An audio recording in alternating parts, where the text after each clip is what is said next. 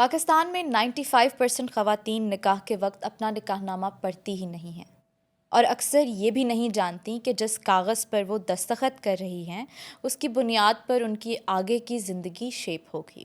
ہمارے ہاں نکاح نامہ کو ایک ریلیجیس ریکوائرمنٹ اور ایک رسم کے طور پر لیا جاتا ہے، جبکہ حقیقت یہ ہے کہ یہ ڈاکیومنٹ ایک سول کانٹریکٹ ہے، لیکن اکثر نکاح کے وقت اس کے کچھ اہم کالمز کاٹ دیے جاتے ہیں اور دلہن کو پتہ بھی نہیں ہوتا کہ اس کے کون سے حقوق ختم کیے جا رہے ہیں۔ یہ فیصلے اکثر بڑوں کے درمیان ہوتے ہیں اور دلہن کو ان معاملات سے دور رکھا جاتا ہے۔ تو سوال یہ ہے کہ نکاح نامہ اصل میں کہتا کیا ہے؟ کون سے کلوزز آپ کے حقوق کو پروٹیکٹ کر سکتے ہیں اور کن جگہوں پر لوگ اکثر غلطی کر دیتے ہیں؟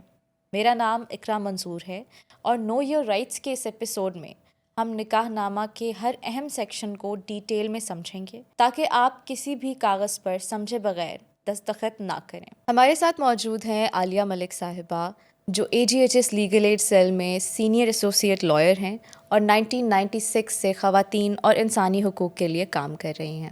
تو آئیے آج ہم ان سے بات کرتے ہیں۔ السلام علیکم میم، کیسی ہیں آپ؟ وعلیکم السلام، آپ کیسی ہیں؟ میں بالکل ٹھیک ہوں، تھینک یو ویری مچ، آپ نے ہمیں اپنا قیمتی وقت دیا اور آج ہم آپ سے اپنی تمام آڈینس کے لیے جو نکاح نامہ ہے اس کے بارے میں بات کریں گے کہ سب سے پہلے تو اس کی کیا کیا کلوزز ہیں، کتنی کلوزز ہیں، اور پھر ایک ایک کلوز کو ہم جو ہے وہ ڈسکس کریں گے کہ یہ کس طرح سے خواتین کے لیے، ان کے حقوق کے لیے بہت ضروری ہیں، اسپیشلی جب نکاح کیا جا رہا ہے تو اسے پڑھنا کتنا ضروری ہے۔ سب سے پہلے تو آپ کا بہت شکریہ مجھے یہاں بلانے کا، اور اس کے بعد میں آپ کو اور آپ کی ٹیم کو اپریشیٹ کرنا چاہوں گی اس ایک سٹیپ کے لیے کہ ایک انتہائی ضروری ٹاپک پہ آپ نے جو ہے بات کرنا شروع کی ہے۔ یہ ایک ایسا بنیادی اور انتہائی اہم موضوع ہے کہ جس پہ ہمارے معاشرے میں بہت زیادہ بات ہونی چاہیے، لیکن جتنا یہ اہم ہے اتنا ہی یہ نیگلیکٹڈ ہے۔ ہمارے ہاں نارملی آپ نے دیکھا ہوگا کہ پریکٹس یہی ہے کہ شادی والے دن دلہن کے آگے ایک کاغذ کا ٹکڑا رکھ دیا جاتا ہے اور صرف سائن والی جگہ پہ اس بچی سے، جب وہ اس ایموشنل اس سچویشن میں ہوتی ہے کہ کچھ سوچنے سمجھنے کی اس پوزیشن میں نہیں ہوتی ہے، اس وقت اس کو اس پہ صرف سائن لے لیے جاتے ہیں یا انگوٹھا لگوا لیا جاتا ہے اس سے، یا جو بچیاں سائن کرنے کے قابل نہیں ہوتی ہیں ان سے زبردستی پہلے تو زبانی سار ہلا، اس سے جب وہ سار ہلا دیتی تھی، زبان سے بھی نہیں بولتی تھی تو اس کو ہاں سمجھ کے تو اس کے وکیل کے سائن، اس کے بہاف پہ اس کے وکیل، اس کے گھر والے سائن کر دیتے تھے۔ اب جب سے یہ رجسٹریشن لازمی ہوئی ہے نکاح نامہ کی، تو تب سے ان کے انگوٹھے اور وہ سائن کرا لیے جاتے ہیں، لیکن وہ اس سچویشن پہ کرائے جاتے ہیں جب وہ بیچاریاں کچھ سوچنے سمجھنے کی اس پوزیشن میں نہیں ہوتی۔ تو یہ اتنا میرا خیال ہے کہ امپورٹنٹ ڈاکیومنٹ ہے، اس کو شادی سے کافی عرصہ پہلے جب یہ شادی کی بات چیت ہوتی ہے، جب آپ لوگ رشتہ دیکھ رہے ہوتے ہیں، جب جیسے ہی رشتے کو انڈر کنسیڈریشن رکھتے ہیں ویسے ہی نکاح نامے کو بھی انڈر کنسیڈریشن رکھنا چاہیے۔ جب آپ شادی کے باقی معاملات طے کر رہے ہوتے ہیں کہ کون سی تاریخ رکھنی ہے، کتنے ایونٹس کرانے ہیں، کتنے لوگ آئیں گے بارات میں، اور شادی کے کپڑے کیا ہیں، جیولری کیا ہوگی، میچنگ کیا ہوگی، کہاں سے تیار ہونا ہے، کیا کیا ایونٹس رکھنے ہیں، کتنی ڈھولکیاں رکھنی ہیں، کیا کرنا ہے، اور سب سے بڑھ کر یہ کہ دولہے والوں کو، باراتیوں کو کس طرح انٹرٹین کرنا ہے، کتنی ڈشز آپ نے ان کو پیش کرنی ہے، اور اس سے بھی خراب بات کہ جہیز میں لڑکی کو آپ نے کیا کیا دینا ہے۔ جب اتنی آپ، میں کیا کہوں، اس لغویات پہ آپ اتنا فوکس کرتے ہیں، تو جو سب سے ضروری چیز ہے نکاح نامہ، میری سب سے ریکویسٹ ہوگی کہ اس پہ زیادہ ٹائم نہیں ہے تو کم از کم 2-4 سٹنگز اس پہ رکھ لیں، جس میں جو سارے اسٹیک ہولڈرز ہیں، جس میں موسٹ امپورٹنٹلی دولہا اور دلہن، اور زیادہ آپ نے اس میں تھوڑی وزڈم اور وہ بڑوں کی مشاورت، یا ہم نے اپنے سیٹ اپ کے اکارڈنگلی بزرگوں کی دعائیں شامل کرنی ہیں ساتھ، ان کو ساتھ بٹھائیں اور اس پہ 2-4 سٹنگ ضرور رکھیں۔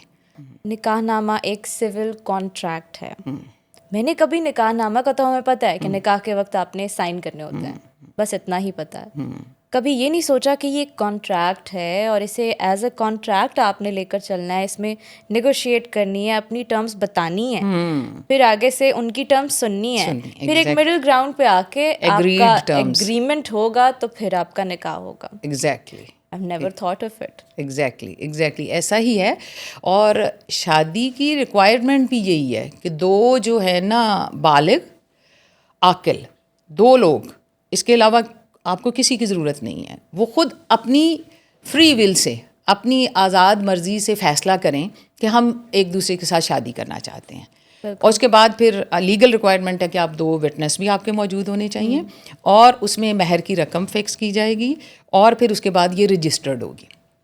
یہ 2-3 ایلیمنٹس ہیں. اس میں ہمارے ہاں یہ کنفیوژن بھی کریٹ کیا جاتا ہے کہ کوئی عاقل بالغ لڑکی, خاص لڑکا تو کر سکتا ہے کہ جی اپنی مرضی سے جب چاہے جہاں چاہے جس وقت چاہے وہ شادی کر سکتا ہے, لیکن لڑکی کے لیے یہ قدغن لگائی جاتی ہے کہ لڑکی چاہے وہ 50 سال کی بھی ہو جائے, 40 سال کی بھی, 30 سال کی بھی, تو وہ اپنی مرضی سے خود سے اپنی شادی نہیں کر سکتی. اس کو اس کے پیرنٹس کی پرمیشن کے بغیر وہ شادی نہیں کر سکتی. یہ اب تک, آج تک یہ لڑکیاں سفر کرتی ہیں اس ایک صرف متھ کی وجہ سے, ایک مسکنسیپشن کی وجہ سے, اور یہ معاشرے کی غلط اپروچ کی وجہ سے. یہ اس میں میم آپ وہی if I am not wrong, یہ وہ ولی والی ہی بات ہے. ایگزیکٹلی کہ ولی کی اجازت کے بغیر بالغ لڑکی اپنی شادی, اپنا نکاح کر سکتی ہے. اس کو ولی کی اجازت کی ضرورت نہیں ہے. لیکن آج بھی کلچرلی اگر دیکھا جائے اسٹیریو ٹائپس وہ بنے ہوئے ہیں, تو اس کی وجہ سے آج بھی جو خواتین ہیں اگر اپنی مرضی سے شادی کر رہی ہوں تو اوبویسلی ان کا سوشل بائیکاٹ کیا جاتا ہے. ان کو کئی دفعہ لیگلی تو شکر ہے یہ کہ ایک چونکہ ایک کیس لا آ گیا جس کی وجہ سے یہ اب قانونی طور پہ تو یہ اس میں کوئی رکاوٹ نہیں رہی, لیکن معاشرتی طور پہ ابھی بھی خواتین کو کئی مسائل کا سامنا کرنا پڑتا ہے اگر وہ ولی کی مرضی کے بغیر اپنی مرضی سے شادی کر لیں. لیکن قانونی طور پہ ہر عورت, بالغ عاقل عورت جو ہے وہ اپنی مرضی سے شادی کر سکتی ہے. بالکل.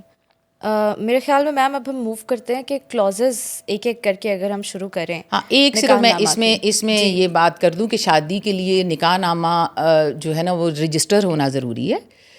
اس سے پہلے کہ میں نکاح نامہ کے کالمز پہ, اس کے کلوزز پہ آؤں, میں صرف ایک چیز سب کے اس کے لیے انفارمیشن کے لیے شیئر کر دوں کہ نکاح نامہ جو ہے وہ گورنمنٹ نے ہر وارڈ لیول پہ, یونین کونسل لیول پہ, وارڈ لیول پہ, ہر وارڈ میں ایک نکاح رجسٹرار کو لائسنس دیا ہوتا ہے. یہ لائسنس پیپل ہوتے ہیں جن کی ذمہ داری ہوتی ہے کہ ان کے ایریے کے اندر جتنے نکاح ہوں گے وہ ان کو رجسٹر کریں گے. اب رجسٹر کرنے کا طریقہ یہ, نکاح رجسٹرار اگر خود نکاح پڑھا رہا ہے تو وہ ذمہ دار ہے اس نکاح کو رجسٹر کرنے کا, لیکن نکاح کوئی بھی پڑھوا سکتا ہے. تو جو بھی نکاح پڑھوائے گا, نکاح خواں جو بھی ہوگا, وہ اس کی ذمہ داری ہوگی کہ وہ پھر نکاح پڑھوانے کے بعد یہ نکاح کے سارے فارمز فل کرانے کے بعد وہ نکاح رجسٹرار کو سبمٹ کرائے گا اور وہاں اس کی رجسٹریشن کرائے گا. آپ کو ایسا لگتا ہے کہ اگر جو بھی نکاح خواں ہو, ٹھیک ہے, اس کا ٹرین ہونا بڑا ضروری ہے, اور دلہن سے بھی میک شور کرے کہ ساری کلوزز دلہن کو بتائی جائیں, اور اگر دلہن الٹریٹ ہے یا اس سے ویسے اویئرنیس نہیں ہے نکاح نامہ کی, تو اس وقت بیٹھ کے اسے ایک ایک چیز سمجھائے, یا ایک دن پہلے سمجھائے, ڈسکشن کرے ان کے ساتھ, اس کے بعد میک شور کرے کہ وہ پھر اپنے نکاح خود کلوزز فل کریں یا ان سے پوچھ کے فل کریں, اور پھر جا کے سگنیچر کریں.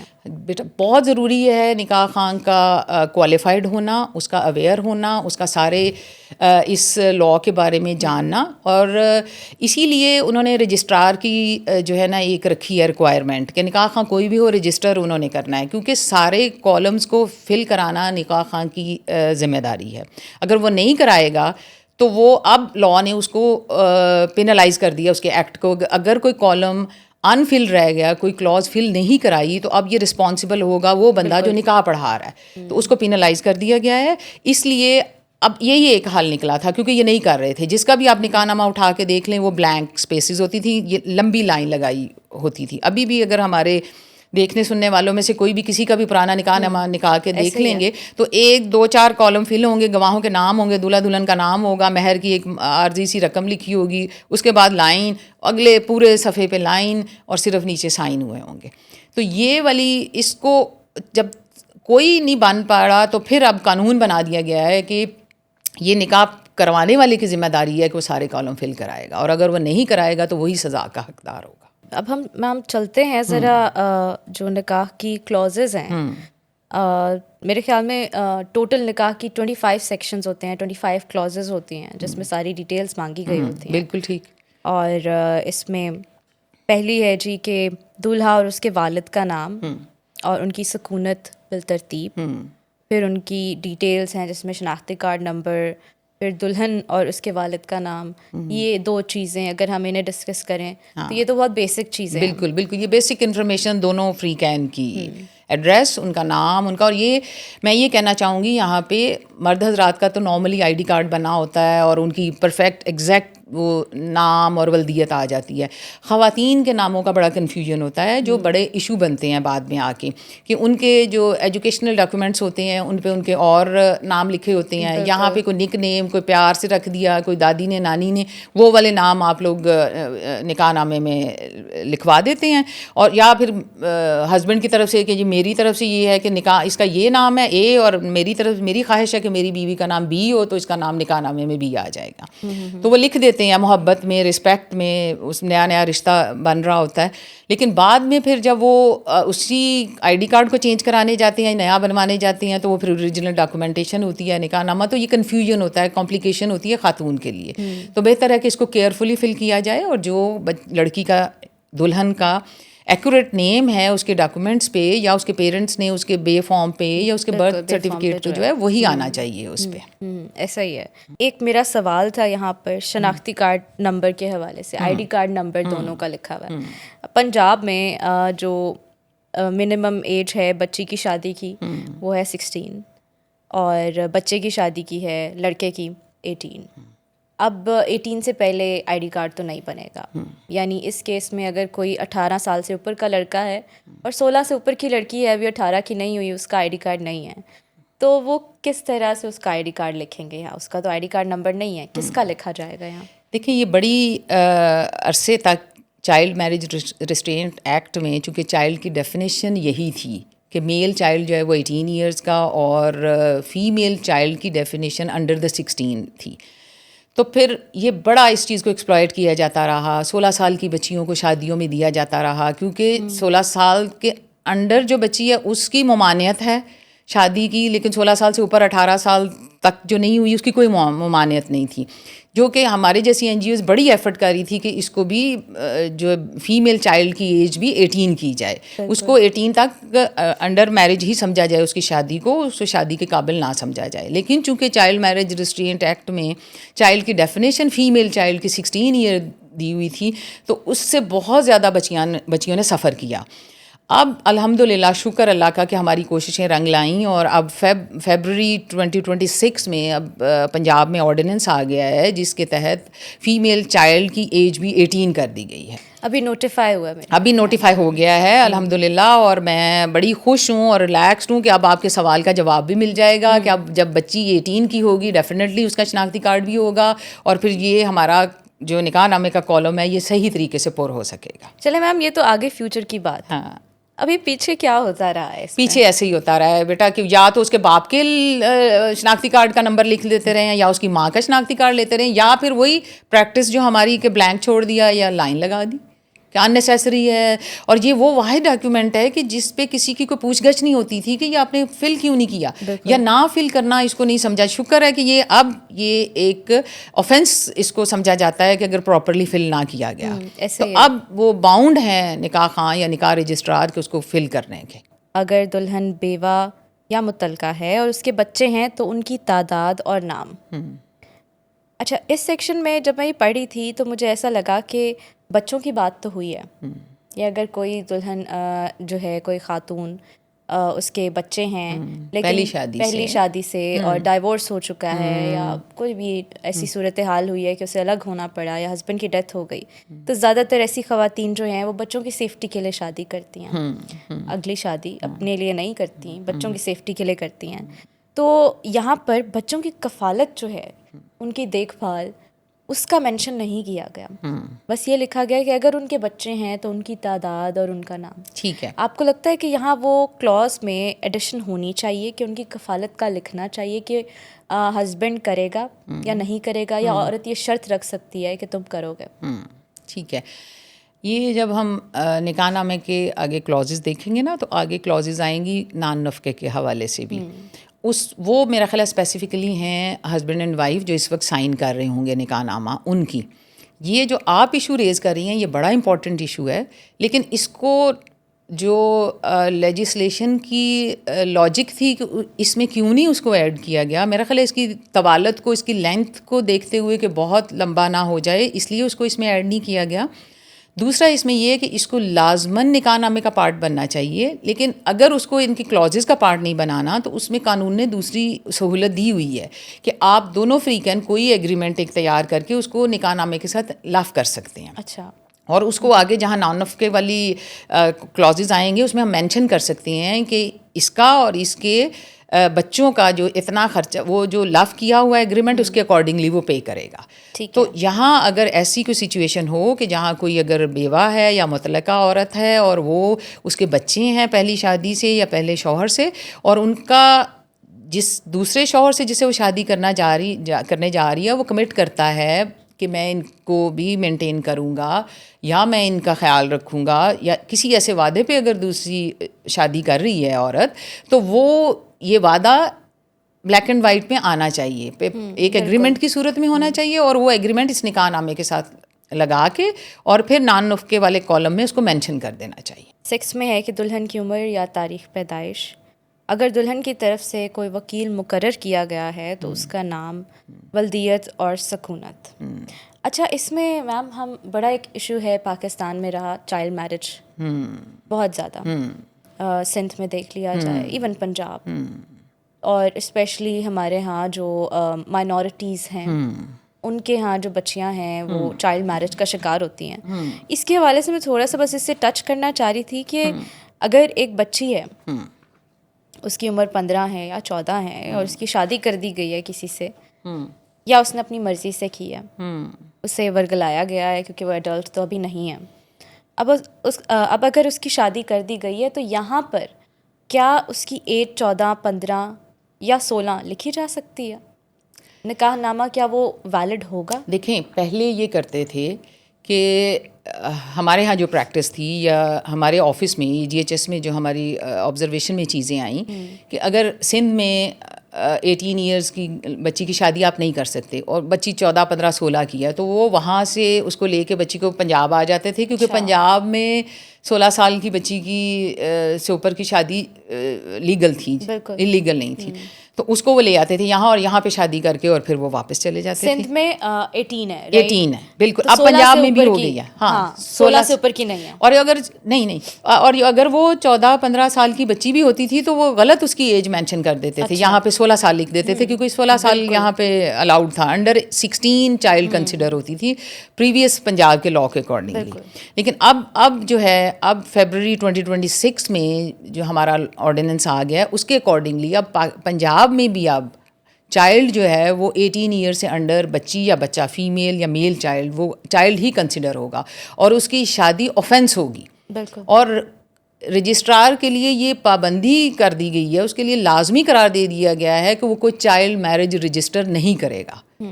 کوئی رجسٹرار جو ہے وہ اس کے لیے پابندی ہے، سخت پابندی ہے، اور اگر وہ کرے گا تو اس کو سخت قسم کی سزا ملے گی.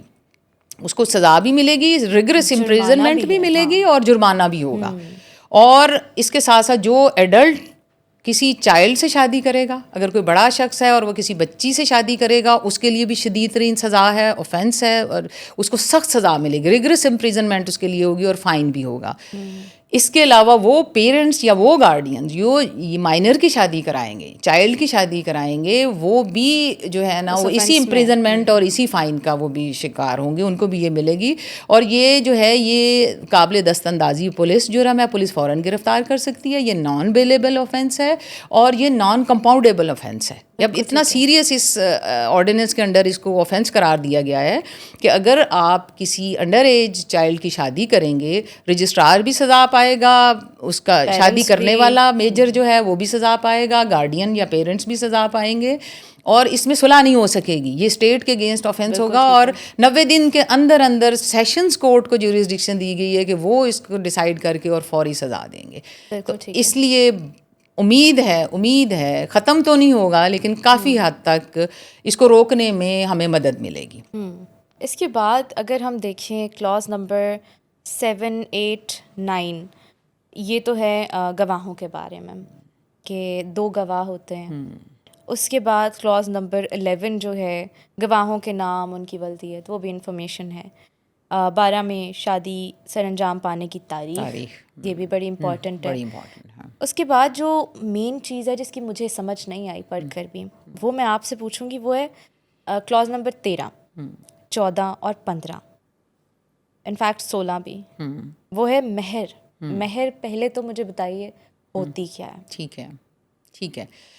دیکھیں یہ اسلامک جو ہمارا پرسنل لا ہے اس کے اکارڈنگلی جب شادی فکس کی جاتی ہے تو دولہے کی طرف سے ایک token of love, token of appreciation, یہ ایک مہر کی رقم فکس کی جاتی ہے جو شادی کے موقع پہ دولہا دلہن کو تحفتاً وہ دیتا ہے. صرف شادی کے موقع پر بعد میں نہیں دینی ہوتی؟ نہیں، اگر بعد میں بھی دی جا سکتی ہے، ڈپینڈس کہ مہر کی رقم نوعیت کیا لکھی ہے، مہر کی نیچر کیا ہے جو اس نکاح نامے میں مینشنڈ ہے نا اگلے کالم میں کہ مہر معجل ہے یا غیر معجل. مہر کی کتنی رقم معجل ہے اور کتنی غیر معجل ہے. یہ معجل غیر معجل یہ بھی کیا ہے؟ بالکل بالکل، یہ ان کو نکاح نامے میں اتنی ثقیل قسم کی اصلاحات یوز نہیں کرنی چاہیے، لیکن چونکہ ایک پراپر اوتھینٹک ڈاکیومنٹ بن رہا ہے اور مہر بھی ایک ٹرم یوز ہوئی ہے تو اس کے ساتھ یہی ٹرمز استعمال ہونی تھی، اس لیے کی گئیں.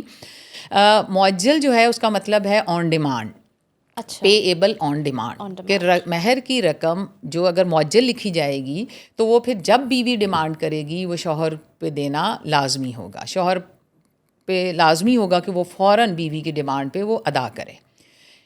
دوسرا جو غیر معجل ہے وہ شوہر نے دینا ہے لیکن بیوی اس کو ڈیمانڈ نہیں کر سکتی، کلیم نہیں کر سکتی. وہ یا ڈیورس جب ہوگی دونوں فریقین کے درمیان تب وہ قابل ادائیگی ہوگا، یا شوہر کی ڈیتھ ہو جائے گی تو اس کے پھر ترکے میں سے عورت کو وراثت کے طور پہ پہلے اس کا مہر ادا ہوگا. ترکہ کیا ہے؟ انہیریٹنس. اس کا جو پراپرٹی چھوڑی ہوگی اس نے، اس میں سے اس کو جو انہیریٹنس جب اس کی شروع ہوگی تو سب سے پہلے بیوی کا مہر ادا ہوگا اور اس کے بعد اس کی باقی ذمہ داریاں اس پراپرٹی میں سے دی جائیں گے. مگر قرض لیا ہوا ہے اس نے یا باقی لوگوں کے شیئر دینے ہیں، جو بھی کرنا ہے. لیکن اگر بیوی کا حق مہر رہتا ہے اور شوہر فوت ہو گیا ہے تو اس کے چھوڑے ہوئے جو پراپرٹی ہے، کیش ہے، جو بھی اس کی وراثت ہے نا، اس میں سے سب سے پہلے بیوی کا مہر دے کے پھر باقی پراپرٹی میں سے شیئر کیے جائیں گے. تو وہ غیر معجل مہر کی صورت میں ہے. حق مہر کا معجل لکھنا اتنا امپورٹنٹ ہے کہ پھر شوہر تھوڑی سی ذمہ داری محسوس کرتا ہے، بیوی کے پاس تھوڑا سا وہ ایک آ جاتی ہے اماؤنٹ اس کے لیے. اور دوسرا یہ اتنا امپورٹنٹ رائٹ ہے کہ اگر وہ نہیں ادا کرتا آن ڈیمانڈ تو بیوی اس کے ساتھ رہنے سے انکار کر سکتی ہے. اتنا امپورٹنٹ یہ رائٹ ہے اور اس کی ادائیگی پھر اتنا ضروری ہو جاتی ہے. تو ہم ہمیشہ یہ سجیسٹ کرتے ہیں، یہی مشورہ دیتے ہیں کہ جتنی بھی مہر کی رقم ہو وہ آپ نے معجل ہی لکھوانی ہے. اب مہر کی رقم کتنی ہو یہ بھی کہیں پہ کوئی ہارڈ اینڈ فاسٹ رول نہیں ہے، جتنا اس کا اسٹیٹس ہے دلہا کا اس کے اکارڈنگلی ایک یہ. اور جہاں پہ کچھ مینشن نہ ہو ہمارے نکاح ناموں میں بعض اوقات مہر کی رقم کا کالم بھی خالی چھوڑ دیا جاتا ہے. اور پھر ہماری کورٹس نے یہ کیس لا ڈیولپ ہوا ہے کہ جہاں پہ کوئی مہر کی رقم نکاح نامے میں نہیں لکھی گئی وہاں پہ کورٹ دیکھے گی خاتون کی فیملی میں خواتین کا مہر کیا مقرر کیا جاتا رہا ہے. تو وہ پھر ٹریڈیشن دیکھیں گی، وہ پھر اس روایت کو دیکھیں گی کہ اس کی پھپھو کا، اس کی خالہ کا، اس کی فیملی میں خواتین کا، اس کی بڑی بہنوں کا کتنا مہر مقرر ہوتا آیا ہے. کورٹ کے پاس یہ رائٹ ہے کہ اگر نہیں بھی لکھی ہوئی مہر کی رقم تو کورٹ ان ساری سچویشنز کو دیکھتے ہوئے ساری انفارمیشن کلیکٹ کر کے اس کی بیس پہ پھر کورٹ فکس کر دے گی اس کا مہر خاتون کا. اور کورٹ کے پاس یہ معاملہ جائے گا کب؟ جب خاتون خود لے کر جائے گی کہ حق مہر کی رقم تب فکس نہیں کی گئی تھی. جب آبویسلی اگر وہ عورت کوئی، یہ ضروری نہیں ہے اگر معجل کائنڈ لکھی ہوئی ہے نا، مہر کی رقم معجل لکھی ہوئی ہے تو پھر عورت کے لیے ضروری نہیں ہے کہ وہ ڈیورس کے بعد ہی جائے. عورت during the subsistence of marriage کسی بھی وقت کورٹ میں جا سکتی ہے کہ جی یہ میرا مہر کی رقم لکھی ہوئی ہے یا نہیں بھی لکھی ہوئی اور مجھے آج تک مہر ہی نہیں ادا ہوا، میں اس کے ساتھ رہ رہی ہوں، میں بطور بیوی ساری ذمہ داریاں ادا کر رہی ہوں لیکن یہ میرا شوہر میرا مہر نہیں ادا کر رہا، تو پھر کورٹ اس کو مہر ادا کروائے گی. بس آخری اس میں سوال کروں گی کہ معجل یا غیر معجل یہ عورت خود ڈیسائیڈ کرتی ہے کہ اس نے دونوں میں سے کون سی لینی ہے؟ اوبویسلی ایز لائرز اور آپ خواتین کی سیفٹی کے حوالے سے اگر بات کریں تو آپ نے بتایا کہ آپ معجل لکھواتے ہیں کہ اس میں ذرا مرد پہ ذمہ داری آ جاتی ہے، لیکن یہ عورت خود ڈیسائیڈ کرتی ہے جب نکاح نامہ فل ہو رہا ہوتا ہے کہ اسے معجل چاہیے یا غیر معجل، یہ اس پہ ڈپینڈ کرتا ہے. یہ تو آپ بھول ہی جائیں نا کہ عورت کی سے ہوتی ہے اس نکاح نامے کو فل کرنے میں، یا آج تک تو نہیں ہوا, اللہ کرے تو آج سے شروع ہو جائے ہمارے یہ بات سننے کے بعد کوئی, یا میں اپنی بیٹی کا اگر کروں تو میں اس کو اس میں انگیج کروں اور اس کی مرضی پوچھوں. آج تک میری آبزرویشن میں, میرے نالج میں کبھی نہیں آیا کہ لڑکی کی مرضی سے. آپ لڑکی کی مرضی تو چھوڑ دیں, لڑکی کی فیملی کی مرضی سے بھی نہیں یہ لکھا جاتا. اچھا, یہ نارملی ہمارے ہاں پریکٹس ہے, اور سب سننے والے اس سے ایگری کریں گے کہ یہ دولہے کی مرضی سے, دولہے کی مرضی بھی چھوڑیں, اس کی فیملی کی مرضی سے, اس کے ماں باپ کیا کہتے ہیں, اس کے بڑے کیا کہتے ہیں, وہ لکھا جاتا ہے. اور دلہن کے ساتھ جو سب سے زیادہ بڑی زیادتی ہوتی ہے, جو اکثر ہمارے آفس میں جو کیسز آتے ہیں جب ہم نکاح نامہ دیکھتے ہیں, کہ اس میں زیور کو بطور حق مہر لکھ دیا جاتا ہے. اچھا, کوئی حرج نہیں ہے زیور کو بطور حق مہر لکھنے میں, کیونکہ آپ کا اگلا کالم کہتا ہے کہ کیا کوئی جائیداد یا کوئی اور چیز مہر کے بدلے عورت کو دی گئی, یا کیا وہ آیا مہر کا کچھ حصہ شادی کے موقع پر ادا کیا گیا, اگر کیا گیا تو کس قدر. ہاں, یہ بات. اب جو شادی کے موقع پہ گفٹ دیا جاتا ہے نا خاتون کو, جیولری دی جاتی ہے بری میں, یا کوئی نقدی دی جاتی ہے, یا کوئی بھی اس کو گفٹ شوہر دیتا ہے, وہ ایز اے گفٹ اس کا ایک سیپریٹ رائٹ ہے. ٹھیک ہے, اس گفٹ کو, یہ جیولری کو ہی, کہ جو 2 تولے 4 تولے 20 تولے 50 تولے جو اس کا گفٹ ہے, وہ اس کو مہر کی رقم میں کہ یہ جی فوری طور پہ ادا کر دیا گیا, اور باقی جو ہے 10 لاکھ یا 20 لاکھ جو بھی ہے وہ غیر معجل کر دیتے ہیں اس کو. اچھا, یہ بڑی ٹیکنیکل پوائنٹ آپ نے بتایا. ہاں, تو میں ہمیشہ سب بچیوں سے بھی, ان کی مدر سے بھی, جب بھی میری بات ہوتی ہے فیملی سے, میں ہمیشہ ریکویسٹ کرتی ہوں کہ جو شادی پہ بری میں دلہن کو جیولری ڈالی جاتی ہے وہ مہر میں نہ لکھوایا کریں.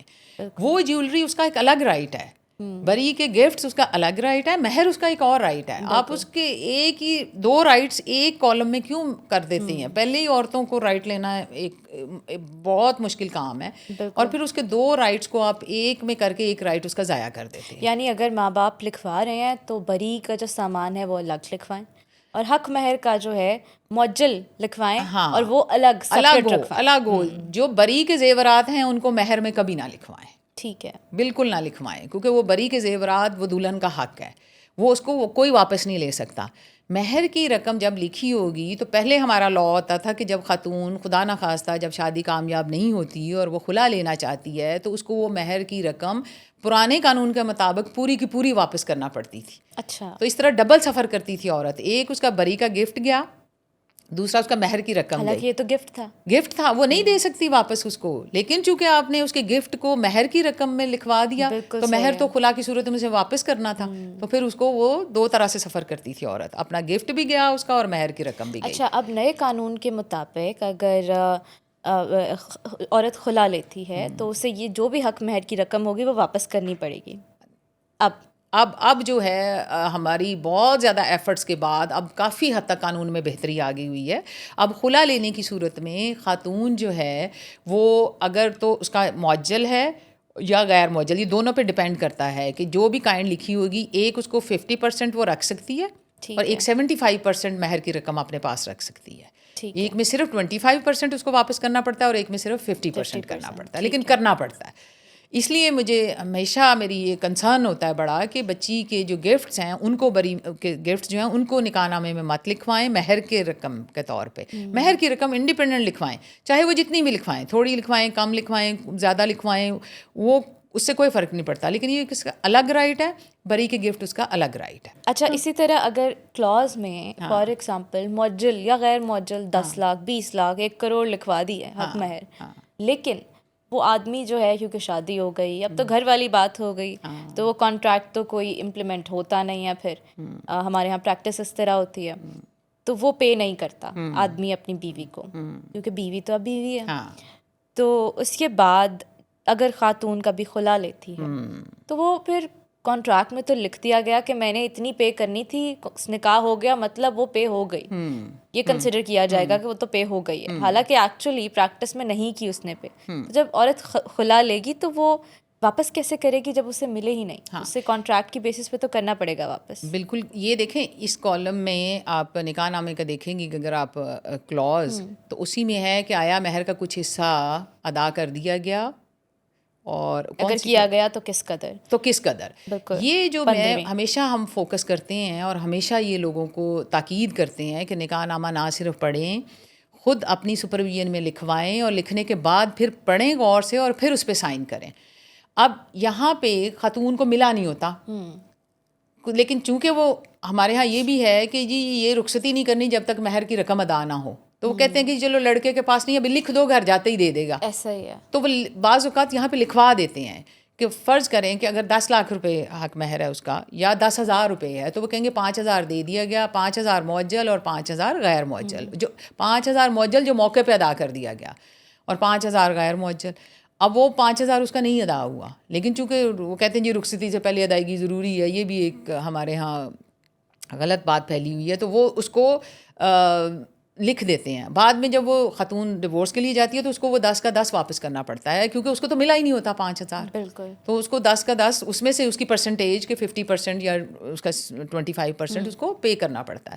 تو یہ اس لیے بھی بہت ضروری ہے, ہمارے آج کا اس جو گفتگو کا ہونا بھی ضروری ہے اور اس پہ لوگوں کا توجہ دینا اور اس پہ عمل کرنا بھی ضروری ہے کہ جب ہم پڑھ لکھ کے سوچ بچار سے اس کو فل کریں گے تو پھر کبھی بھی ہم نہیں لکھیں گے کہ مجھے تو ملا نہیں, میں کیوں سائن کروں. جب لڑکی اس کو دیکھے گی, خود دیکھ کے فل کرے گی, تو وہ کہے گی کہ بھی جی تو مجھے ملا نہیں, میں کیوں اس کو کروں. پھر اس لیے اس پہ اس کا سب سے زیادہ اس پہ ہمارا فوکس ہونا چاہیے کہ اس کو خود پڑھیں, خود اپنی آپ کم لکھ لیں, نہ لکھیں زیادہ مہر. آپ جو بھی لکھیں, جو آپ کی حیثیت ہے, آپ جو دے سکتے ہیں وہ لکھیں اور اس کی ادائیگی کریں, اور اگر ادائیگی جتنی ہوئی ہے اتنی لکھیں.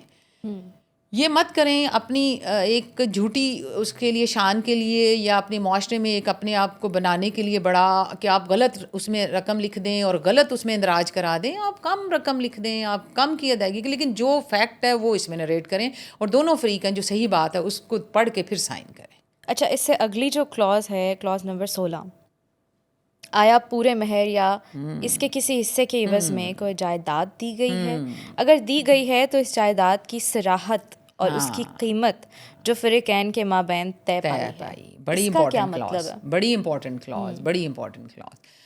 ہمارے ہاں شادیوں میں عام طور پہ مہر کی رقم اور اس سے نہ بچنے کے لیے کہ جی اور بڑا اپنے آپ کو دکھانے کے لیے کہ ہم بڑا اپنائیت کے ساتھ بچی کو لے کے جا رہے ہیں اور ہم بڑا ویلیو کر رہے ہیں اس کو, تو اس وقت شادی کے موقع پر بڑے بڑے دعوے کر دیے جاتے ہیں کہ فلاں پلازا ہم بچی کے نام کر دیں گے, فلاں فارم ہاؤس بچی کے نام, یہ گھر کر دیتے ہیں, یہ والی دکان کر دیتے ہیں, یہ گاڑی کر دیتے ہیں, یہ بائک کر دیتے ہیں بچی کے نام پہ.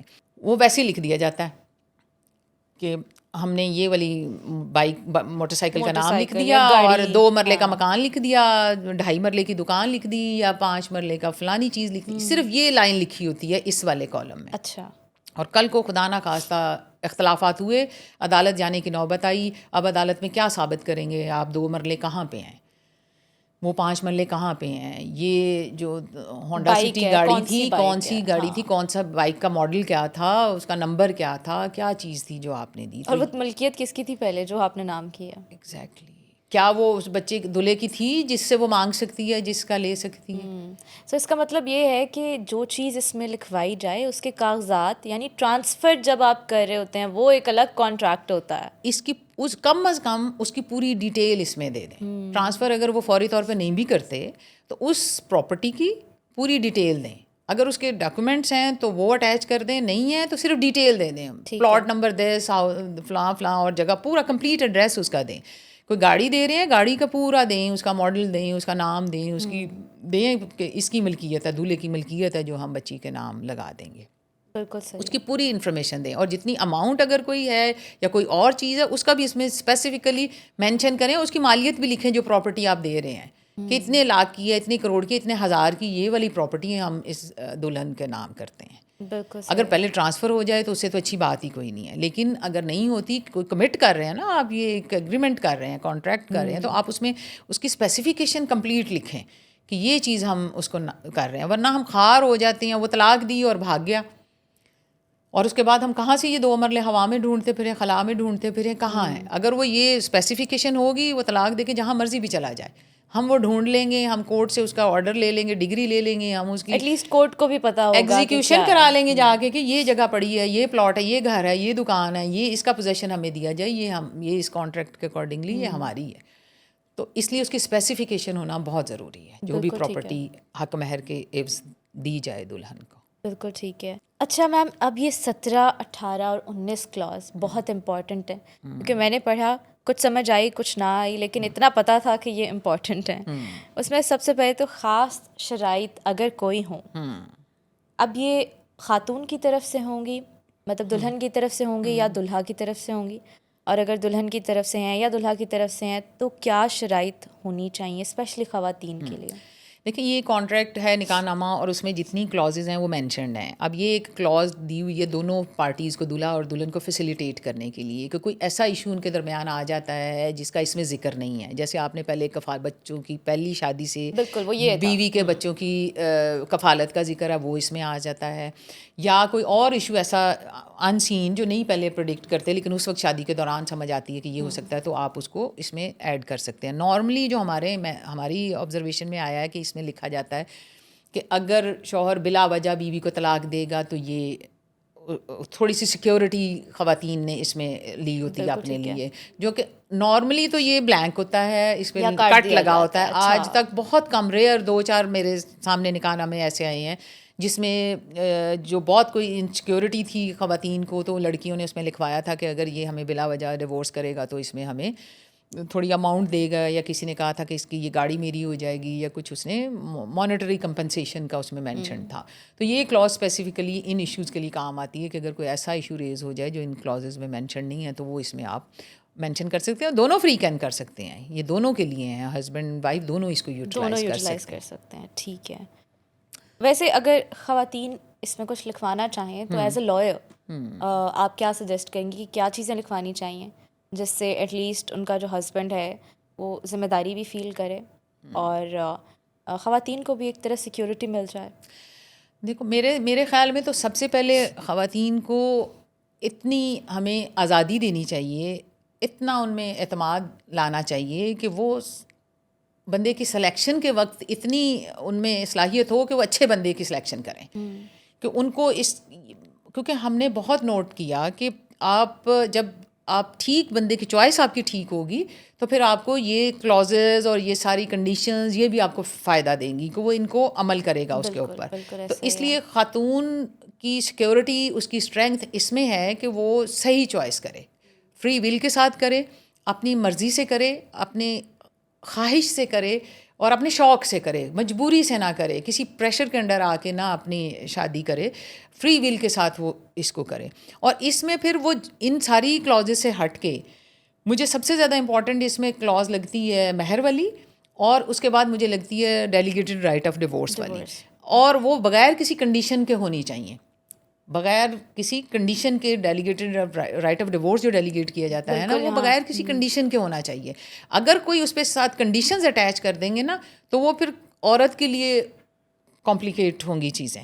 تو اگر آپ نے رائٹ آف ڈیورس ڈیلیگیٹ کرنا ہے تو وہ انڈیپینڈنٹ کریں، کوئی کنڈیشنز نہ اس پہ لگائیں. بالکل ٹھیک ہے، ٹھیک ہے. اچھا، 18ویں اب کلاز ہے کہ آیا شوہر نے طلاق کا حق بیوی کو تفویض کر دیا ہے؟ اگر کر دیا ہے تو کون سی شرائط کے تحت؟ ہاں، اس کا مطلب کیا ہے تفویض کرنا، طلاق کا حق بیوی کو دینا؟ یہ یوزلی کٹا ہوا ہوتا ہے، میں نے بہت یا کٹا ہوا ہوتا ہے، پوری ایک لائن لگی ہوتی ہے، یا بولڈ کر کے نا پین کو 3 4 دفعہ یوز کر کے اس کو استعمال کر کے نا نہیں لکھا ہوتا ہے کہ پکا ہو جائے کہ یہ ہم نے نہیں دیا، کہ کہیں کوئی غلطی سے بھی نہ اس کو ہاں نہ سمجھ بیٹھے. یعنی مرد یعنی دولہا جو ہے وہ بیوی کو طلاق کا حق ہی نہیں دے رہا کہ یہ مجھے طلاق نہیں دے سکتی، خود سے طلاق نہیں لے سکتی میرے سے، اپنی جان نہیں چھڑا سکتی. اگر یہ ہمارا ریلیشن شپ جو ہے وہ ہیلدی نہیں رہتا تو یہ اگر جان چھڑانا چاہے اور آپ بھی اس کی جان نہیں چھوڑ رہے ہو تو اس کو کے پاس یہ رائٹ بھی نہ رہے کہ وہ اسموتھلی بغیر کورٹ کچہری کے چکر لگائے، بغیر وکیلوں کے دفتروں کے چکر لگائے، وہ اسی طرح سے اس رائٹ کو یوز کر کے اپنی جان چھڑا لے، آزاد ہو جائے جس طرح آدمی چھڑا سکتا ہے. آدمی کو بیوی پسند نہیں آتی، وہ اس کے ساتھ نہیں گزارا کرنا چاہتا، وہ طلاق کا پیپر تیار کرتا ہے، ایک بیوی کو بھیجتا ہے کاپی، ایک یونین کونسل کو بھیجتا ہے، اور 3 مہینے بعد وہ آزاد ہوتا ہے. تو یہی رائٹ بیوی کو اگر اس نکاح نامے میں دے دیا جائے تو اس سے عورت کی زندگی آسان ہوگی، کوئی خرابی نہیں ہوگی. اس کالم میں، نکاح نامے کے اس کالم میں صرف ہاں لکھ دینے سے عورت کی زندگی آسان ہو سکتی ہے. اس کی مالی خرچے بچ سکتے ہیں, اس کے فٹیگ بچ سکتی ہے, اس کی ٹینشن بچ سکتی ہے, اس کے بہت چکر عدالتوں کے بچ سکتے ہیں, اس بہت ٹینشن فری وہ ہو سکتی. اچھا میم, اس میں یہ ڈھونڈتی رہی ہوں, مجھے یہ ملی نہیں کلاس کہ آیا بیوی نے طلاق کا حق شوہر کو تفویض کر دیا ہے؟ اگر کر دیا ہے تو کون سی شرائط کے تحت؟ ہاں, بڑا ہی انٹرسٹنگ کویسچن ہے آپ کا. لیکن ہم حق وہ دیتے ہیں جو ہمارے پاس ہو. میں آپ کو وہی چیز دے سکوں گی جو میرے پاس ہے. ٹھیک ہے, میرے پاس 2 ایپل پڑے ہیں تو میں آپ کو 1 دے دوں گی, 1 میں خود رکھ لوں گی. جب میرے پاس خود نہیں ہے, میں نے خود آپ سے ہی مانگنا ہے, تو میں آپ کو کیا دوں گی؟ تو یہ حق عورت کے پاس ہے ہی نہیں. یہ وہ حق ہے جو مرد پیدا ہوتے ہی, یہ میں زیادہ بات کر رہی ہوں کہ مطلب جیسے ہی نکاح نامے میں وہ اس کانٹریکٹ میں انٹر ہوتا ہے تو اس کے پاس یہ ہتھیار آ جاتا ہے, یہ تلوار اس کے ہاتھ پہ آ جاتی ہے نا, کہ وہ جب چاہے اس کو استعمال کرے اور اس رشتے کو ختم کر دے. لیکن یہ تلوار عورت کو پکڑانے کو وہ تیار نہیں ہے, کہ یہ نہیں ہوگا کہ وہ ہسبینڈ مجھے یہ تلوار دے دے گا تو اس کے ہاتھ خالی ہو جائیں گے. اس کے ہاتھ میں رہے گی, اس کا رائٹ آف ڈیورس اس کے پاس رہے گا, مجھے ایڈیشنلی مل جائے گا ایک رائٹ, پھر ہم دونوں برابر ہو جائیں گے. کہ ہم نے جیسے برابری سے پسند سے شادی کی, میں اپنے میاں کو پسند کرتی ہوں, وہ مجھے کرتے ہیں, ہم نے شادی کر لی. اب وہ مجھے پسند نہیں کرتے, وہ مجھے کسی وقت بھی طلاق دے سکتا ہے میرا شوہر, اور میں اسے پسند نہیں کرتی, میں نہیں دے سکتی, کیونکہ میرے پاس طلاق دینے کا حق ہی نہیں ہے. اب یہ کلاز عورتوں کو فیسیلیٹیٹ کرتی ہے, ان کی پریشانیوں کو, ان کے مسائل کو کم کرتی ہے, کہ اگر آپ ہسبینڈ یہاں صرف ہاں لکھ دے گا تو خدا نخواستہ کل کو اگر حالات خراب ہوتے ہیں تو شوہر جس طرح سے اس سموتھلی اس ریلیشن شپ سے نکل سکتا ہے, اسی طرح بیوی بھی نکل سکے گی بغیر کسی جھنجھٹ کے. لیکن اس سے پھر ان کی ایک اس انا کو تسکین نہیں ملتی ہے, کہ جو پھر عورت گڑ گڑاتی ہے کہ جی میں نہیں رہنا چاہتی, آپ مجھے ڈیورس کر دیں, مجھے ڈیورس کر دیں, مجھے الگ کر دیں, مجھے الگ کر دیں. وہ نہیں, انہوں نے نہ اس کو اچھی طرح سے بسانا ہے, نہ انہوں نے اس کو الگ کرنا ہے. وہ پھر عدالتوں میں جائے, وہ خلا لے, وہ ڈسولوشن آف میرج کرے, وہ کسی بھی طرح سے جا کے اپنی جان چھڑائے. میرے خیال میں تو بہت ساری خواتین یہ عدالتوں کا چکر لگانے میں جتنا وہ انہیں پتہ ہوتا ہے کہ اب تو یہ ہوگا کیونکہ میرے پاس ڈائیورس کا حق تو ہے نہیں, میکسیمم خواتین کو نہیں دیا جاتا پاکستان میں, اسی وجہ سے موسٹلی خواتین تو ڈائیورس لیتی ہی نہیں ہیں. میرے خیال ریئر ہوں گی, آپ انگلیوں پہ بھی نہیں پوری آتی ہیں آپ کے ہاتھ کی جن کے پاس یہ رائٹ آف ڈیورس ہوگا. بہت کم ہوں گی جن کے پاس یہ رائٹ آف ڈیورس ہوگا. اس کی وجہ کیا ہے ہماری سوسائٹی میں, کیوں نہیں دیا جاتا خواتین؟ کیا انہیں کمتر سمجھا جاتا ہے, کہ اتنا انٹلیکٹ نہیں ہے کہ یہ کسی سے سپریٹ ہونے کا سوچ سکیں, یا وہ ایک خواتین کو یہ بھی کہا جاتا ہے کہ یہ بڑی امپلسو ہوتی ہیں, کیا یہ سمجھا جاتا ہے اس وجہ سے یہ حق یہ دیا جاتا ہے؟ سب سے بڑا, جب بھی میں نے 1-2 لوگوں سے, اپنے لائرز تھے, دونوں ہمارے کپل لائرز تھے, میں نے ان سے شیئر کی یہ بات کہ جی آپ نے ان کو دیا ہے رائٹ آف ڈیورس اپنی بیگم کو, تو وہ کہنے لگے کہ نہیں یہ بہت جذباتی ہے, تو مجھے یہ کہ غصے میں آ کے کہیں یہ میں تو تھوڑا سا کول ہوں, تو یہ بہت ایموشنل ہو جاتی ہے, تو یہ کہیں غلط نہ استعمال کر لے, اس لیے ہم نے. تو یہ ہماری جو ایموشنل ہونا, ہماری فیلنگز کا اسٹرانگ ہونا, ہمارا بہت زیادہ کیئرنگ ہونا, یہ ہی ہمارے خلاف ٹول کے طور پہ استعمال کیا جاتا ہے. حالانکہ میں سمجھتی ہوں کہ جتنا پیشنس خاتون میں ہوتا ہے شاید ہی کسی مرد میں آج تک ہم نے دیکھا ہو. تو خاتون بہت وائزلی, بہت پیشنس کے ساتھ اپنی اتھارٹی کو یوز کرتی ہے, اور اسپیشلی میٹریمونیل ریلیشن شپ میں جب ہم آتے ہیں تو وہ میکسیمم ایفرٹ کرتی ہے کہ یہ رشتہ نبھ جائے. تو یہ جو کلاز ہے یہ صرف اور صرف عورت کو فیسیلیٹیٹ کرے گی. آپ اس کو امپاور کر کے تو دیکھیں وہ کتنا وائزلی اس کو یوز کرے گی, اور بہت کم نوبت آتی ہے کہ وہ ڈیلیگیٹڈ رائٹ کو یوز کرتی ہے عورت. وہیں جن کے پاس نہیں دیا ہوتا وہ عورتیں بیچاری کھلا لے رہی ہوتی ہیں, صرف یہ کہ وہ رولتی ہیں اور کسی کی غلط خراب قسم کی ایگو کو سیٹسفیکشن مل رہی ہوتی ہے. یہ اگر آپ رائٹ آف ڈیورس خاتون کو دے دیں گے تو جیسے میں نے پہلے کہا کہ اس کی فٹیگ, اس کے فائنینشیل ریسورسز کی بچت ہوگی, اس کی ٹینشن کم ہوگی, وکیلوں کے عدالتوں کے چکر اس کے بچیں گے, اس کا ٹائم بچے گا, اس کے ساتھ ساتھ اس کی مہر کی رقم بچے گی. خلا کی صورت میں جو جتنے بھی پرسنٹ ہے 50% یا 25%, اس کو کچھ نہ کچھ تو فورگو کرنا پڑتا ہے نا کرنٹ لا کے مطابق. اگر رائٹ آف ڈیورس اس کے پاس ہوگا وہ اس کو یوز کرے گی, اور ڈائریکٹ وہ نوٹس تیار کر کے ایک کاپی ہسبینڈ کو بھیجے گی, یونین کونسل کو بھیجے گی, اور 90 days کے بعد اس کو سرٹیفکیٹ مل جائے گا. ریکنسیلیشن پیریڈ یہ والا 90 days کا پیریڈ ہوگا روٹین کا, جو کہ کورٹ پروسیجر کے بعد بھی ہونا ہے. بالکل کورٹ میں اس کے قانون کہتا ہے 6 مہینے لگیں, کبھی 4 مہینے میں کیس فیصلہ ہوتا ہے, کبھی 8 مہینے. تو اس کے یہ جو 6-8 مہینے کا ٹائم بھی بچے گا, کورٹ کی فٹیگ, لائرز کی فی, کچہریوں کے چکر, ٹینشن, مہر کی رقم, حق مہر کی رقم. تو یہ اتنے بینیفٹ ہیں, اتنی سہولت ہے خاتون کے لیے صرف ایک لفظ ہاں لکھ دینے سے. کالم 18 میں اگر کوئی یہ پوڈ کاسٹ وغیرہ کوئی یہ سنتا ہے ایپیسوڈ, تو اسے تو یہ لازمی یہاں پر ہاں ہی لکھوانا چاہیے. ہاں, امید تو یہی ہے, امید تو یہی ہے. امید تو یہی ہے. اچھا, اس کے بعد میم ایک اور کلوز ہے کہ آیا شوہر کے طلاق کے حق پر کسی قسم کی پابندی لگائی گئی ہے؟ یعنی حق تو اس سے پہلے ہی ہم نے دے دیا ہے. نہیں, وہ تو ہے, جیسے میں نے کہا کہ وہ آدمی مرد جو ہے کچھ حقوق وہ لے کے پیدا ہوتا ہے, بلکہ پیدا ہونے سے پہلے اس کو ہم دے دیتے ہیں کہ بیٹا ہوگا تو یہ ہوگا تو فلانا ہوگا. تو یہ تو اس کے ساتھ ہے نا, اس کو تاج لے کے یہ وہ اس دنیا میں آتا ہے اور یہ حقوق اس کے پاس ہیں. اب اس کو کرٹیل کیسے کیا جا سکتا ہے, روکا کیسے جا سکتا ہے کہ یہ جو آپ کے ہاتھ میں تیز دھار تلوار ہے, اس کو آپ نے سینسیبلی یوز کرنا ہے, اس کو آپ نے بلا وجہ نہیں یوز کرنا, اور یا جب ضرورت ہے تب یوز ہی نہیں کرنا, کہ جب اتنا خراب ریلیشن شپ ہو گیا تو تب اس کو ختم کرنے کی ضرورت ہے, تب آپ نے اس کو سنبھال لینا ہے, تب آپ نے اس حق کو استعمال نہیں کرنا. اور جب آپ خود چاہ رہے ہیں بغیر کسی غلطی کے, بغیر کوئی قصور بتایا, آپ کا ایبسلوٹ رائٹ ہے کہ آپ بیوی کو طلاق دے سکتے ہیں, تب آپ استعمال کر لیتے ہیں.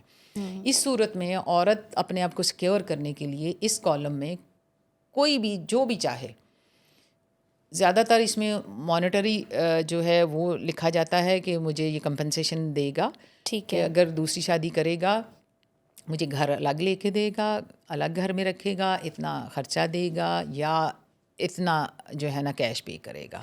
کچھ بھی عورت اس میں لکھوا سکتی ہے. اچھا, اور اس میں وہ جو ایک قانون ہے, اب یہ مجھے آپ بتائیں گی کہ جو اگر کسی نے دوسری شادی کرنی ہے, کوئی مرد کرتا ہے, تو پہلی بیوی سے اجازت لینا ضروری ہے نہیں ہے, اور وہ یہاں پر مینشن نہیں ہے کہیں. بہت ضروری ہے, اور یقیناً آگے مینشنڈ ہے, نیچے دیکھیں گے آپ اگلی کلازز میں ضرور مینشنڈ ہے. اور دوسری شادی اجازت کے بغیر کر ہی نہیں سکتا. نکاح رجسٹرار بھی رجسٹر نہیں کر سکتا, اور نکاح نامے میں اور یہ پرمیشن اس نے لینی ہے, شوہر اگر دوسری شادی کرنا چاہ رہا ہے, لینی تو اس نے پہلی بیوی یا بیویوں سے, کہ اگر وہ تیسری چوتھی کر رہا ہے تو پہلے سے ماشاء اللہ اس کی 1 2 3 ہوں گی تو وہ اگلی جا رہا ہے. تو جتنی اگر پہلی بیوی یا بیویاں ہیں ان سے اس نے اجازت لینی ہے, لیکن through union council, arbitration council. وہاں جائے گا, وہاں اپلائی کرے گا, کاؤنسل اس کو بلائے گی, اس کی بیویوں کو بلائے گی, اور اگر وہ وہاں پہ یہ جسٹیفائی کرتا ہے کہ کیوں اسے ضرورت ہے دوسری شادی کی, تو پھر یونین کاؤنسل اس کو اجازت دے گی. شوقیہ نہیں اجازت مل جاتی کہ مجھے اس کی مطلب میرا دل چاہ رہا ہے کہ میں ایک اور بیوی لاؤں. اچھا, قانون کے تحت تو یہ ہے, قانون کہتا ہے کہ اس نے وجہ بتانی ہے کہ کیوں اس کو دوسری وجہ بھی بتانی اور جسٹیفائی بھی کرنا ہے اس وجہ کو, اور پھر سیٹسفائی ہوگا وہ یونین کاؤنسل تو پھر اس کو اس کی پرمیشن ملے گی. تو وہ پرمیشن یہاں ساتھ نکاح نامے کے لگائے گا, دوسری تیسری چوتھی شادی کے نکاح نامے میں, تو پھر نکاح رجسٹرار اس کی شادی رجسٹر کرے گا. ایسا میں نے کبھی نہیں ہوتے دیکھا. یہی وہ کالم ہے جن پہ لائنیں لگی ہوتی ہیں. اچھا, تبھی پریکٹیکلی کچھ بھی نہیں ہوتا ایسے. بالکل نہیں ہوتا. بیوی کو خبر نہیں ہوتی, پرمیشن تو دور کی بات ہے, اجازت تو دور کی بات ہے, بیوی کو تو جا کے کئی سالوں کی بے خبری کے بعد پتہ چلتا ہے. ایون پتہ چل بھی جائے تو یہ دیکھیں, اگر وہ اس طرح کرتا ہے بغیر پرمیشن کے, تو اس کی بھی کلازز ہیں. بیوی فرسٹ وائف یا وائفز جو ہیں اس کے خلاف پرائیویٹ کمپلینٹ فائل کر سکتی ہیں, اس نے ہماری اجازت کے بغیر, یونین کاؤنسل کی پرمیشن کے بغیر شادی کی ہے, اور اس کی بھی اچھی خاصی پینلٹی اور فائن ہے, اور امپریزنمنٹ کی سزا بھی ہے. لیکن اگر یہیں پر کٹ لگا ہو تو پھر تو نہیں کر سکتے آپ. دیکھیں, یا پھر بھی کر سکتے ہیں, عورت پھر بھی کر سکتی ہے. ٹھیک ہے. دیکھیں, اگر اس کو پتہ ہی نہیں ہے, ایون دوسری بیوی بھی کر سکتی ہے کہ اس نے اپنی پہلی بیوی کا نہیں مجھے بتایا تھا, اور پہلی بیوی بھی کر سکتی ہے کہ اس نے میری اجازت کے بغیر دوسری شادی کر لی. ٹھیک ہے, چاہے فراڈ کا کنسیلمنٹ آف فیکٹ کا کیس اس پہ کر سکتی ہے, اور پہلی بیوی یا پہلی بیویاں جن کی اجازت کے بغیر وہ دوسری تیسری شادی کرتا ہے, وہ اس کے خلاف پرائیویٹ کمپلینٹ فائل کر سکتی ہے. بالکل ٹھیک ہے. اچھا میم, یہی 18ویں کلاس پہ اگر میں واپس آؤں کہ آیا شوہر نے طلاق کا حق بیوی کو تفویض کر دیا ہے, اگر کر دیا ہے تو کون سی شرائط کے تحت, اس میں خواتین کو لکھوانا کیا چاہیے؟ دیکھیں, سمپلی اس میں ہاں یا جی ہاں یہ لکھ دیں تو یہ آپ کا کام پورا کر جاتا ہے. ٹھیک ہے. بہت اسپیسیفک ہونا ہے تو آگے ضرور لکھ دیں غیر مشروط طور پر. بغیر کسی شرط کے. لیکن اگر بہت جلدی ہے, آپ کو پورا حق مل جاتا ہے, اگر صرف ایک چھوٹا سا ہاں لکھ دیں گے تو پورا آپ کا کام پورا ہو جائے گا, انکنڈیشنل ہی سمجھا جائے گا. جب تک کہ کوئی اسپیسیفک کنڈیشن مینشن نہیں ہوگی وہ انکنڈیشنل سمجھا جائے گا. تو صرف ہاں لکھیں, بہت اسپیسیفک ہونا ہے تو غیر مشروط کا لفظ بھی لکھوا دیں آگے. بالکل ٹھیک ہے. اب میم آخری کلاز جو امپورٹنٹ مجھے لگ رہی تھی, باقی تو انفارمیشن ہے ساری, 20ویں کلاز, آیا شادی کے موقع پر مہر و نان و نفقہ وغیرہ سے متعلق کوئی دستاویز تیار کی گئی ہے؟ اگر کی گئی ہے تو اس کے مختصر مندرجات. اس کا نان و نفقہ کیا ہے اور اس کے کون سے دستاویزات جو ہیں وہ تیار کروائے جائیں؟ ٹھیک, بڑی امپورٹنٹ کلاز ہے یہ. مہر کے کالم میں جیسے ہم نے دیکھا کہ اس کی کچھ انفارمیشن وہاں کالم میں دی گئی تھی, 2-3 کلازز ہیں ہماری, لیکن ان کلازز میں بھی بعض اوقات کچھ ڈیٹیلز ہوتی ہیں جو نہیں آ سکتی. تو مہر کی ڈیٹیل اگر کوئی آپ نے ڈسکشن کرنی ہے یا کوئی بہت زیادہ اس میں پوائنٹس آپ نے ڈسکس کرنے ہیں تو اس کے لیے ایک ڈاکیومنٹ تیار کیا جا سکتا ہے. نان و نفقے سے مطلب یہ ہوتا ہے کہ بیوی کا خرچہ. خرچے سے مراد یہ نہیں کہ آپ نے کچن کا سامان لا دیا, آپ نے گھر کا سامان لا دیا تو وہ بیوی کا خرچہ نہیں ہوتا. بیوی کو ایک آپ نے اسپیسیفک اماؤنٹ دینی ہے جو وہ اپنی مرضی سے جہاں چاہے خرچ کرے. اس کی ساری ضروریات پوری کرنا یہ شوہر کی ذمہ داری ہے. گھر کے اخراجات جو ہیں وہ پورے کرنا وہ شوہر کی ذمہ داری ہے. گھر کے اخراجات اور بیوی کے خرچے کو مکس نہیں کیا جا سکتا. یہ یوزلی پریکٹس میں تو پریکٹس یہی ہے. وہ شوہر سے جب خرچہ بیوی مانگتی ہے وہ کہتا ہے ہر چیز تو مینوں گھر لے کے دینا, اینوں کا خرچہ چاہیے. تو گھر میں جو چیزیں آپ لا کے دیتے ہیں, آپ کا کچن چلتا ہے, آپ کا گھر ویل مینٹینڈ ہے, آپ کی گاڑیاں اچھی چل رہی ہیں, جو بھی سسٹم ہے وہ ایک آپ کی ذمہ داری ہے. بیوی کو اس کا مینٹیننس دینا, اس کا نان نفقہ دینا وہ آپ کی الگ سے ذمہ داری ہے. اور بیوی کا اسپیسیفک ایک رائٹ ہے جو بیوی کے ہاتھ میں اپنے خاص اماؤنٹ دینی ہے اپنے فائنینشیل اسٹیٹس کے اکارڈنگلی. اور وہ بیوی ڈیسائیڈ کرے کہ یہ کتنی اماؤنٹ مجھے دینی ہے اس نے, یا وہ ہسبینڈ اپنی مرضی سے ڈیمانڈ کر سکتی ہے. اچھا, لیکن ہسبینڈ کے فائنینشیل اسٹیٹس کے اکارڈنگلی. ٹھیک ہے. اور اگر یہ ساری ٹرمز اینڈ کنڈیشنز وہ کہے کہ میں نے یہ مجھے چاہیے, اتنا مجھے مہر چاہیے, اتنا مجھے خرچہ چاہیے, اس فریکوینسی سے چاہیے, اس میں چاہیے, ٹائم فریم کے ساتھ چاہیے, یہ باتیں چونکہ نکاح نامے کا فارم چھوٹا ہوتا ہے اس میں طے نہیں ہو سکتی. تو پھر اس کے لیے الگ سے ایک ڈاکیومنٹ تیار کیا جا سکتا ہے. یہ کلاز ہمیں اس میں فیسیلیٹیٹ کرتی ہے. کیا وہ دستاویز وہ ڈاکیومنٹ ایک تیار کر لیں, وہ پھر اس کے اوپر ڈیٹ ہوگی, سائنڈ ہوگا, اور اس کو پھر یہاں پہ آپ مینشن کر دیں گے کہ یہ ہم نے ایک ڈاکیومنٹ اٹیچڈ, اور اس کی ڈیٹ لکھیں گے اور اس کو اسپیسیفائی کریں گے. اس کا جو ٹائٹل آپ بنائیں گے اس ٹائٹل کو مینشن کر کے, اس کی ڈیٹ مینشن کر کے وہ یہاں پہ ذکر کر دیں گے. اور وہ اتنا ہی ڈاکیومنٹ اتھینٹک ہوگا جتنا یہ نکاح نامہ. بالکل ٹھیک ہے. میرے خیال میں ہم نے کافی حد تک نکاح نامے کو آج کور کیا ہے اس ایپیسوڈ میں, اور امید ہے کہ تمام جو ہماری آڈینس ہے اسے اس ایپیسوڈ سے جو کہ ہم نے نکاح نامہ کے حوالے سے کیا تاکہ خواتین کو ان کے رائٹس کی معلومات ملیں, کیونکہ یوزلی ہماری سوسائٹی میں خواتین کو یہ معلومات نہیں ملتی. وہ بغیر سوچے بغیر سمجھے ایک نکاح نامہ سائن کر دیتی ہیں اور جس میں ان کی اپنی غلطی بھی نہیں ہوتی. تو ہم یہی چاہتے ہیں کہ آگاہی ہو اور خواتین کو اسپیشلی ہم بتائیں کہ ان کے کیا رائٹس ہیں اور انہیں اپنے حقوق کے بارے میں معلوم ہو, کیونکہ حق تبھی آپ کو مل سکتا ہے جب آپ کو اس کے بارے میں پتہ ہوگا.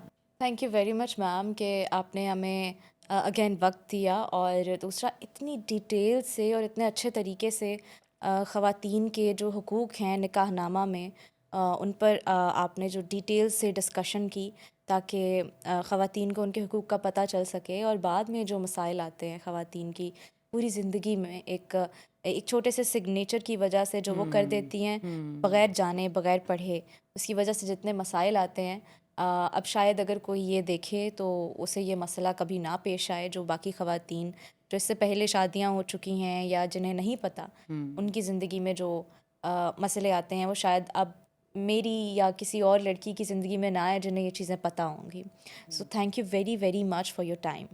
آپ کا بہت شکریہ اقرا.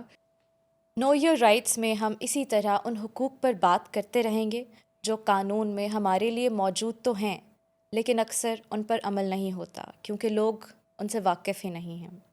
میں ہوں اقرا منظور, دیکھتے رہیے نو یور رائٹس.